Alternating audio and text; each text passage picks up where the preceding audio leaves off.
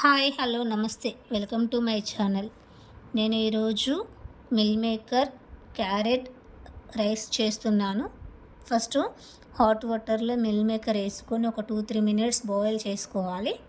తర్వాత అందులో ఉన్న వాటర్ అంతా తీసేసి మిక్సీకి వేసుకొని పక్కన పెట్టాలి. కడాయి పెట్టుకొని ఆయిల్ వేసుకొని అందులో ఆయిల్ హీట్ ఎక్కిన తర్వాత లవంగాలు, ఇలాచీ, చెక్క వేసి ఆనియన్స్,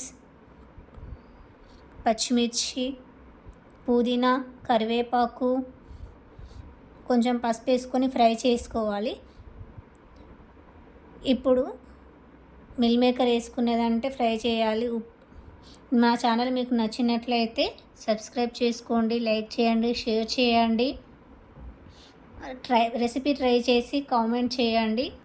మిల్ మేకర్ ఫ్రై అయిన తర్వాత అందులో బీన్స్, క్యారెట్ తురుము వేసిందంటే ఒక 2 మినిట్స్ ఫ్రై చేయాలి. తర్వాత కారం, గరం మసాలా వేసి ఫ్రై చేసుకొని ఉడికించిన అన్నం వేసుకొని మంచిగా కలుపుకోవాలి. ఒక 2-3 మినిట్స్ మంచిగా అందులోనే కలిపి తర్వాత కొత్తిమీర వేసుకొని మళ్ళీ ఒక 2 మినిట్స్ మగ్గనివ్వాలి.